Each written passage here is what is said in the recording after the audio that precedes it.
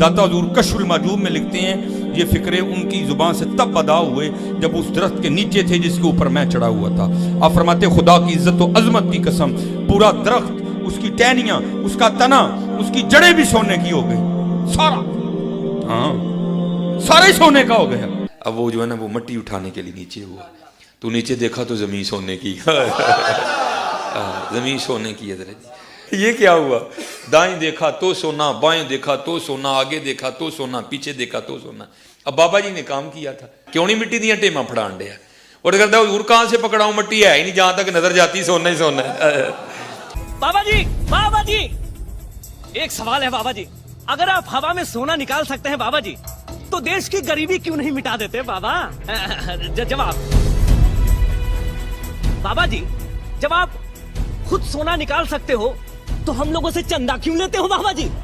جواب ہری اوم ہری اوم ہری اوم. یہ wrong number ہے.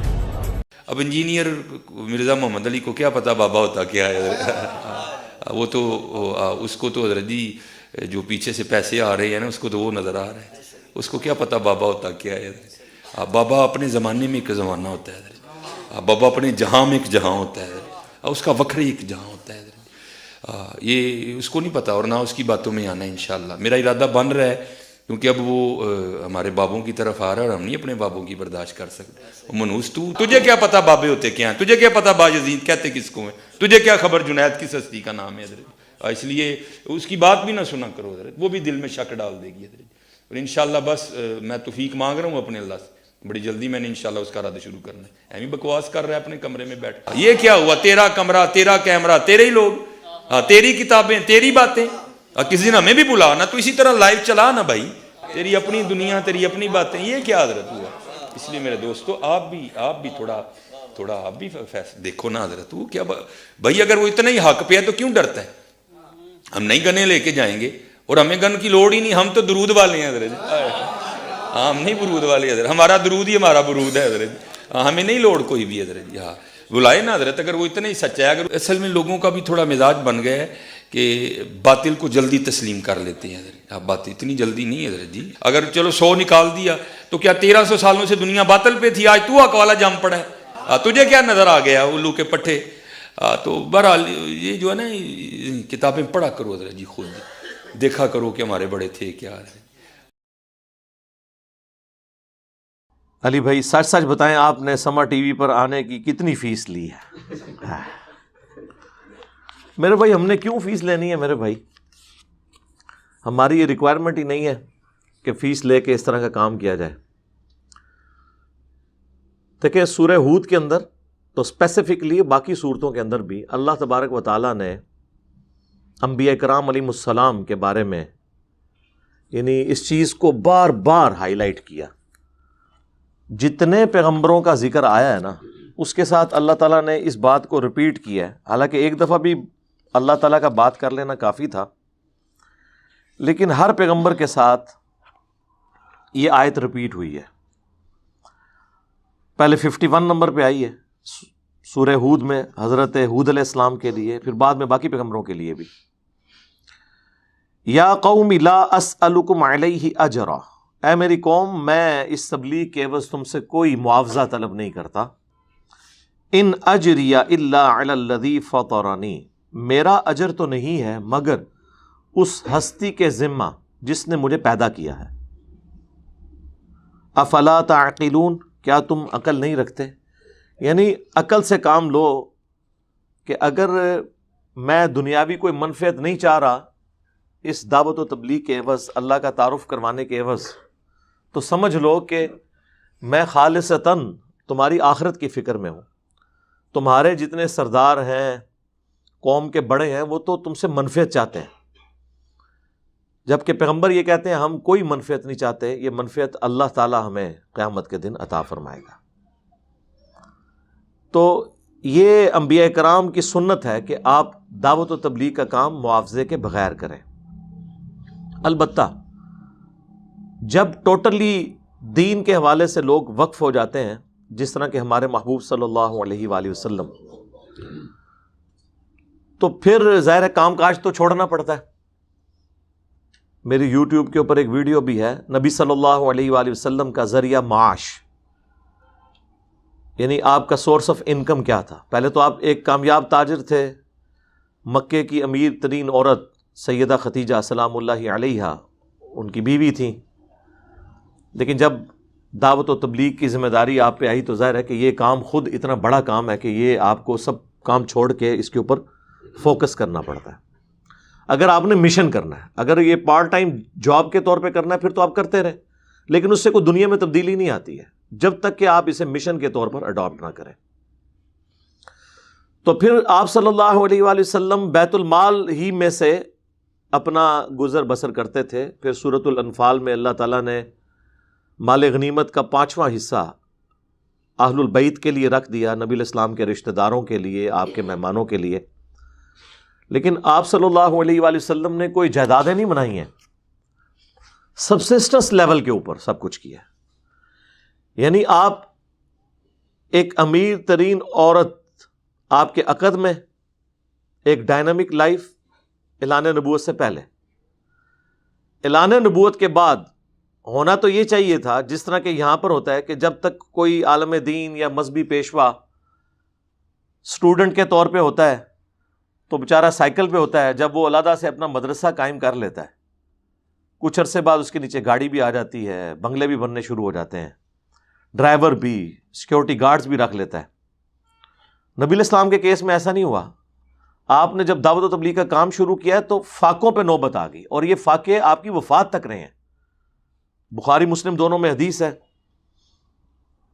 اللہ کے محبوب صلی اللہ علیہ وآلہ وسلم یہ دعا کیا کرتے تھے، اے اللہ محمد اور آل محمد کو بس اتنا ہی رزق دینا کہ ان کی سانس چلتی رہے، روح اور جسم کا رشتہ برقرار رہے، سبسسٹنس لیول کے اوپر. اور بخاری اور مسلم میں آتا ہے کہ اما عائشہ کہتی ہیں کہ نبی علیہ السلام کی وفات تک ہماری یہ حالت تھی کہ بعض اوقات 1 مہینہ، بعض اوقات 2، بعض اوقات 3 مہینے تک ہمارے گھر میں چولہا نہیں جلتا تھا، کوئی چیز پکانے کے لیے ہوتی نہیں تھی، اور 2 کالی چیزوں پہ کھجور اور پانی کے اوپر گزارا ہوتا تھا. کھجور بھی کوئی پیٹیاں نہیں کھجور کی، 2 کھجوریں صبح 2 شام کو، 1 میٹھا پانی کا پیالہ صبح 1 شام کو. ریگستان والے علاقے کے اندر پانی کو لے کے آنا بھی ایک ایشو ہوتا تھا. ہم تو جس وقت بھی اٹھیں تو جا کے پانی پی لیتے ہیں فریج سے نکال کے، یا بوتلوں میں سٹور کیا ہوتا ہے. اس زمانے میں تو ایسا نہیں ہوتا تھا، مٹکے دور دور سے بھر کے لائے جاتے تھے. ایک پانی کا پیالہ بھی صبح کے وقت مل جائے، ایک شام کے وقت، تو یہ غنیمت ہوتا تھا. تو اللہ کے محبوب صلی اللہ علیہ وآلہ وسلم اعلان نبوت کے بعد آپ کا جو لیونگ سٹینڈرڈ ہے وہ بالکل سبسسٹنس لیول پہ آ گیا تھا.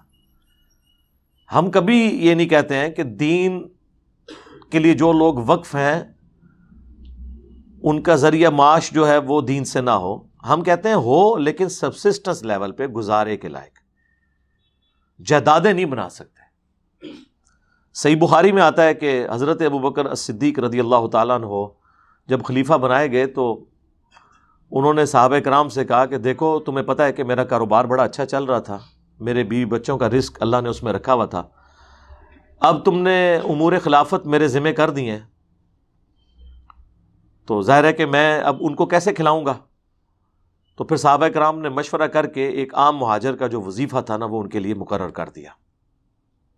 اور بخاری کے الفاظ ہیں کہ ابو بکر مسلمانوں کے امور خلافت کو چلائیں گے اور اس کے عوض مسلمان ان کے بیوی بچوں کا خرچہ اٹھائیں گے. اب یہاں پہ ایک معصومانہ سوال ہے کہ حضرت ابو بکر صدیق رضی اللہ تعالیٰ عنہ جو اس امت میں ٹاپ کی پرسنالٹی ہیں، انہیں بھی اپنے ذریعہ معاش کے لیے اپنا وظیفہ مقرر کرنا پڑ رہا ہے. ایسا نہیں ہو رہا کہ وہ جناب درخت کے اوپر دیکھیں تو سونا، نیچے دیکھیں تو سونا، دائیں دیکھیں تو سونا، بائیں دیکھیں تو سونا، مسلح اٹھائیں تو سونا. داتا حضور کشف المحجوب میں لکھتے ہیں یہ فکرے ان کی زبان سے تب ادا ہوئے جب اس درخت کے نیچے تھے جس کے اوپر میں چڑھا ہوا تھا. آپ فرماتے خدا کی عزت و عظمت کی قسم، پورا درخت، اس کی ٹہنیاں، اس کا تنا، उसकी जड़ें भी सोने की हो गई, सारा, हाँ सारा ही सोने का हो गया। अब वो जो है ना वो मट्टी उठाने के लिए नीचे हुआ, तो नीचे देखा तो जमीन सोने की जमीन सोने की है। ये क्या हुआ, दाएं देखा तो सोना, बाएं देखा तो सोना, आगे देखा तो सोना, पीछे देखा तो सोना। अब बाबा जी ने काम किया था, क्यों नहीं मिट्टी दियां टेमा फड़ान दिया, और कहता हजूर कहां से पकड़ाऊं, मट्टी है ही नहीं, जहां तक नजर जाती सोना ही सोना है। बाबा जी, एक सवाल है बाबा जी, अगर आप हवा में सोना निकाल सकते हैं बाबा जी, तो देश की गरीबी क्यों नहीं मिटा देते बाबा? जवाब बाबा जी, जब आप खुद सोना निकाल सकते हो तो हम लोगों से चंदा क्यों लेते हो बाबा जी? जवाब हरिओम हरिओम हरिओम। ये रॉन्ग नंबर है। तो फिर हम ये कहने में हक बजाने में ना कि अगर सैयदना अबू बकर का ये स्टेटस है तो ਤੁਹਾਡੇ बाबे ते शाही कोई नहीं, तो सोना।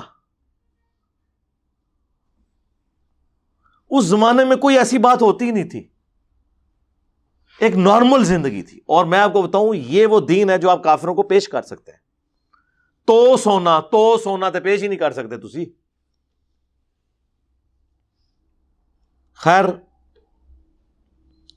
ये सबसिस्टेंस लेवल पे दीन से लेना हम इसे इस एतबार से उलमा के हक में जायज समझते हैं, लेकिन जदादें बनाने को नहीं।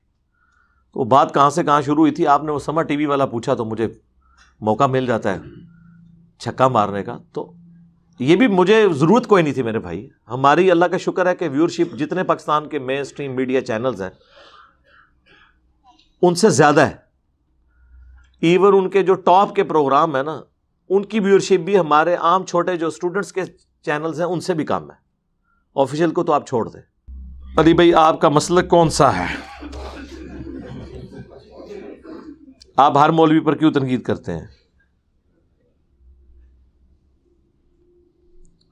मैंने किसी मौलवी पे तनकीद नहीं की, अकायद और नजरियात पे की है। बल्कि मैं ही वो बंदा हूं कि जो बाकी उलमा की तारीफ भी करते हैं। बाकी तो आपने तारीफ नहीं, मेरे बारे में आपने जितने उलमा सुने हैं, कभी कोई तारीफ का एक जुमला भी सुना है? कोई बंदा ले आए। मैं तो जिनका रद्द, गामदी साहब का रद्द किया उनके लिए तारीफी कलिमात बोले हैं, तारिक जमीर साहब का रद्द किया उनके लिए तारीफी कलिमात बोले तो हैं, रद्द भी किया। अहमद बरेलवी साहब का मैंने कई वीडियोस में रद्द किया, उनकी किताबों का पोस्टमार्टम किया है, आला हजरत कह के उनकी बातों की तारीफ की, उनके कुरान के बाज़ जगह जो तर्जमा उन्होंने बहुत अच्छा किया उसकी तारीफ की। सर, हमसा हो तो सामने आए, ये बात कहना आसान है। लॉजिकली आप हमारा मुकदमा जरा ले जाएं गोरे की अदालत में। हमारे अलावा कोई और प्लेनेट अर्थ पे एक आलम दीन भी है जो कि सबको सुना करो? फिर मैं आपसे पूछूंगा, कितना खतरनाक मामला है कि आप जिन लोगों को इतना इतना बुजुर्ग समझते थे, आप जिन लोगों को दुनिया पे अल्लाह की हुज्जत समझते थे, दीन के सिपाही समझते थे, एक बंदा नहीं आप उनमें से निकाल सके जो ये कहता हो कि सबको सुनो।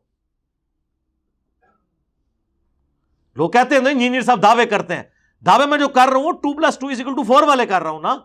आप आए मुझे झूठा साबित कर दें कि ये देखें, ये इंटरनेशनल स्पीकर है जो कहता है सबको सुनो। झूठा करे ना साबित। ये इंटरनेशनल स्पीकर है जो किसी से 1 रुपया नहीं चंदा लेता। कोई बंदा तो लेके आए ना। आज तक आप 10-15 साल में एक बंदा प्रोड्यूस नहीं कर सके, तो खाम मेरे ऊपर इल्जामात लगाने। जल्दी करें मुझे झूठा साबित। जितने इंटरनेशनल स्पीकर हैं उनके मैं आपको बजट बता देता हूं। मैं नाम नहीं लेता क्योंकि उनमें से कई की मैं भी इज्जत करता हूं। मेरी नजर में कोई बंदा नहीं है जो चंदा ना लेता हो और लग्जरियस लाइफ ना गुजार रहा हो, कोई एक भी नहीं है। तो पहले हमसा हो तो सामने लेके आए, फिर हमें पे बात करें, ठीक है ना। ये तो ना कहें हम तो इस सिस्टम के बेनिफिशियरी है ही नहीं है। लोग कह तो देते हैं बड़ी आसानी के साथ, ठीक है ना। मैंने पहले भी कई दफा इस चीज को हाईलाइट किया है कि ये क्या हुआ कि वो सारी खूबियां जो खूबियां आप एक आलम दीन या दीनी पेशवा के अंदर ऑब्जर्व करते हैं वो किसी में आपको नजर नहीं आ रही। तो तुफ नहीं है फिर ऐसी सोच के ऊपर जो हमने सदियों से इन लोगों को इतना बड़ा समझा हुआ था। मैंने दावा किया है प्लेनेट अर्थ पे कोई बंदा बताएं 1200 साल में जो ये कहता हो कि सारे मुकादमे फिक्र के पीछे नमाज पढ़ना दुरुस्त है। तो फिर अगर मैं कहूं, फिर मुझे आप लोग कहते हैं कि 1200 साल में कोई बंदा सही नहीं गुजरा, तो मैं आपसे पूछता हूं ना, ایک دوسرے کے پیچھے نماز کوئی جائز نہیں سمجھتے رہے. حرم مکہ میں 400 سال تک انہوں نے 4 مصلے ڈال کے رکھے, 1517 سے لے کے 1917 تک. ان کو آپ رحمت اللہ علیہ کہتے ہیں اور باتیں آ کے کرتے ہیں ہمیں. کوئی لاجیکل بات کریں. کوئی ایک بات آپ لوگوں کے بزرگوں کی ٹھیک نہیں نکلی, کوئی ایک کردار والی چیز ان کے اندر نہیں نکلی ہے. پھر مجھے آگے کہتے ہیں کہ جی 1400 سال میں کوئی بندہ صحیح نہیں تھا. جی سے نبی صلی اللہ علیہ وآلہ وسلم, ان کے جانسار صحابہ اور اہل بیت, صحیح العقیدہ تابعین تبع. او اگے بھی ٹرو, اگے میں کہ تو ٹراں, میں تو نہیں ٹرتا, تسی لے کے آؤ نا. مدرسے منڈیاں نال کام تسی پاؤ, ویڈیوز تہاڈیاں لیک ہون, گالاں منو. یہ تو اللہ کا شکر ہے آج کیمرہ آیا تو ان کی ویڈیوز باہر نکل رہی ہیں, ورنہ انہوں نے تو 200-250 سال اور آپ کو بت بنا کے رکھنا تھا. تو تسی بت بننا تھا بڑے رہو, منو تے کوئی نہیں, میرے کو بت بن کے